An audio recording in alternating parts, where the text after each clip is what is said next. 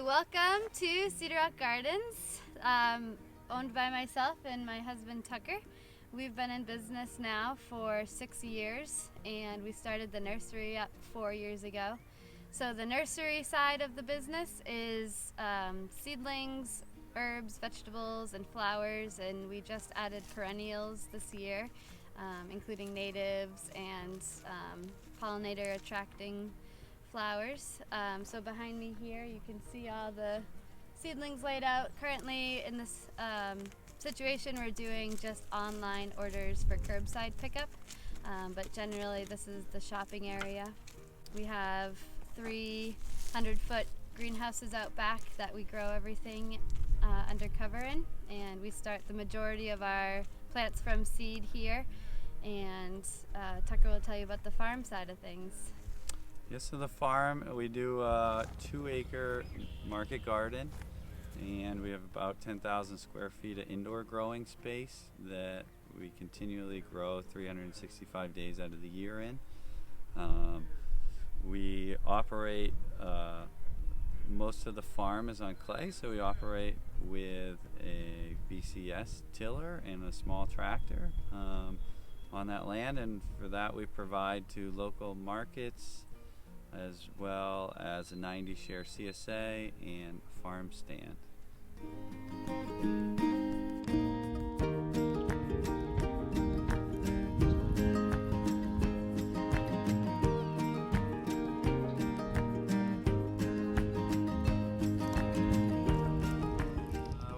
We use the BCS because it allows us to do minimal till as well as no-till practices. With the BCS, it is only about a 300-pound machine, and we're able to run right over our bed and set a tiller anywhere from a ½ an inch to 6 inches deep. I've never set it any more than 3 inches deep, and it creates a nice bed. A lot of what we've been doing this spring would be classified as no-till. The ground has been so wet we haven't been able to use that BCS, so what we did last fall in preparation for our change in climate here in the Northeast, we raised all the beds up, and then that way this spring we were able to go through, spread just compost and amendments on the beds, then take a 4-pronged fork and fork the bed. And as we forked it, those cracks that were created in the soil, the compost and amendments can flow down through the soil and get into the sublayers of it. And then we go through and rake the bed out, and it's fully ready to plant at that point. And the reason why it's so beneficial, and especially in your own gardens, to have a low or no-till situation is because the soil is actually alive underneath what you're growing, and so you need to make sure that all of the microorganisms in your soil are acting happily together. A lot of really awesome soil work is actually done by all those tiny little worms that you find in your gardens, and so the least amount of disruption you cause to them, the better they are at their job of munching and decomposing the soil underneath your plants, and they do a heck of a job, better than we could really ever do. So arm yourself with a fork, a rake, a scuffle hoe. Those things are going to be hands down the most useful tools. We like raised beds because they drain really well, they're easy to use, so you can really just pull in, stop. You can just pull in your bed sides. It'll raise it up a little bit, if ever you needed to do that.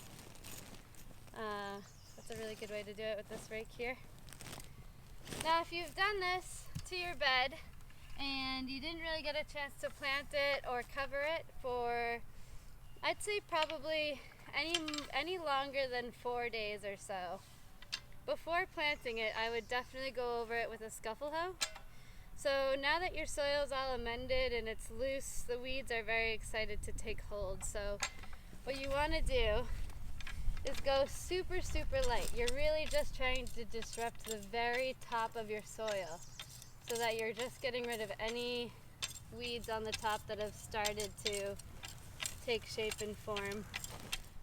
One of the major tools that we haven't mentioned that we use is a lot of landscape fabric and plastic silage tarps. And what we do is with land where there's a lot of crop debris, or we are later in the season when we're not able to put a cover crop on the soil, we'll cover the soil with landscape fabric and silage tarps to prevent any erosion happening from that soil over the winter. As well as in the spring, we'll take those large sheets of plastic and we'll cover over our cover crops to kill them. And on a garden scale, you can use something like hay. Salt marsh hay is really easy to come by around here.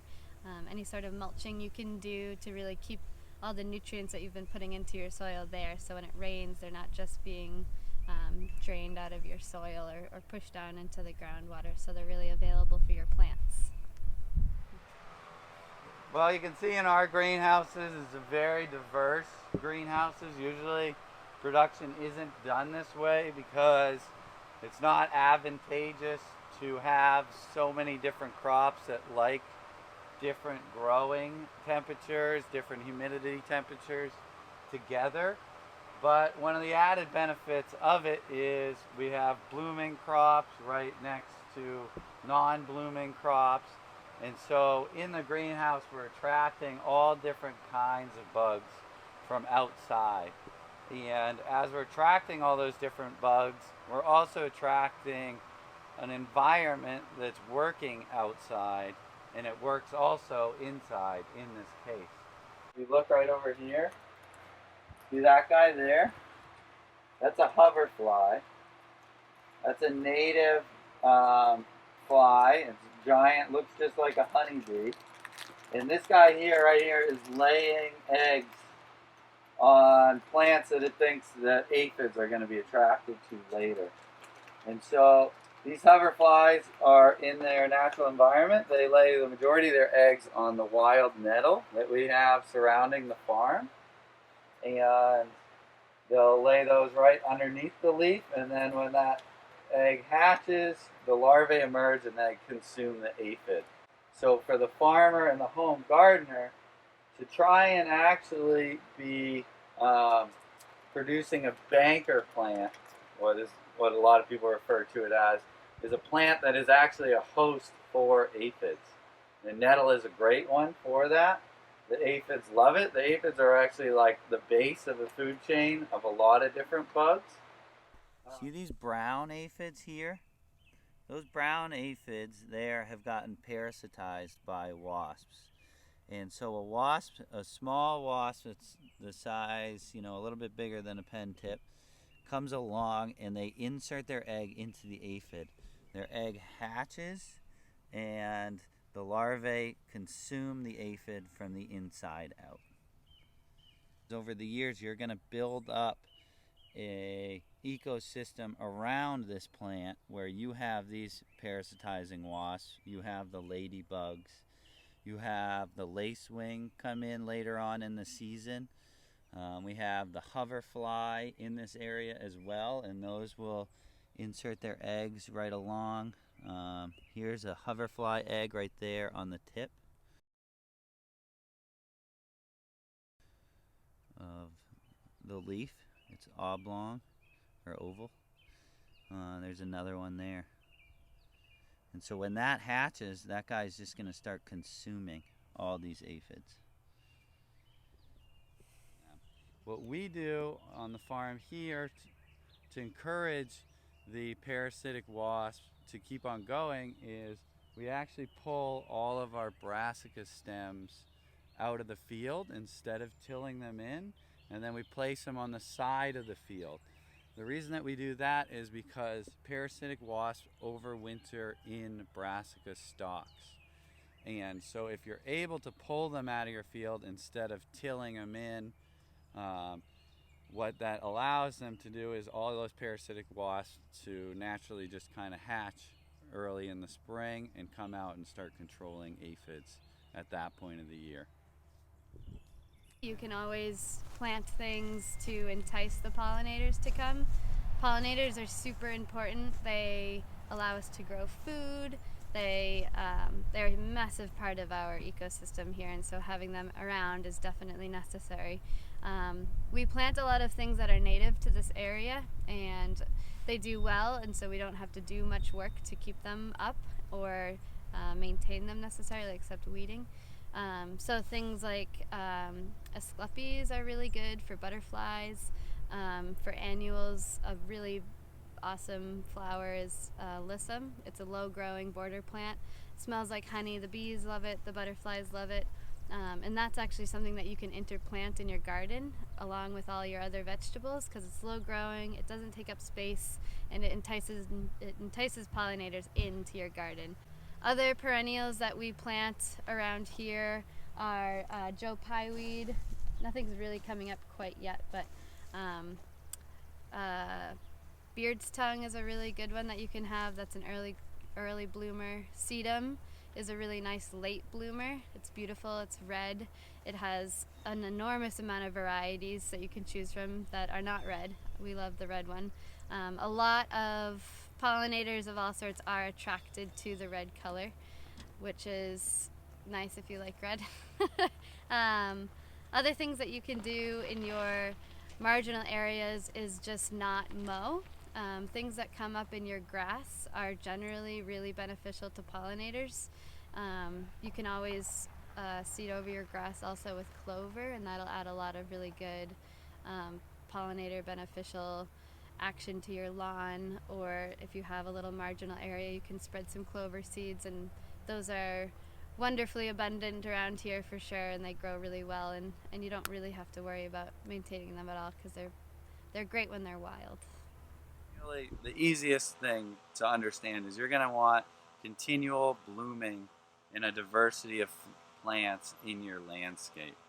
There is no real golden ticket to alleviate all your problems, but the more diversity that you can have, the more balance of flowers in with your vegetables, in a mixture of plant species, the less susceptible you are going to be to plagues from disease and plagues from pests eating all your crops. Thanks for coming. We enjoyed your visit, and we hope that you have a great growing season.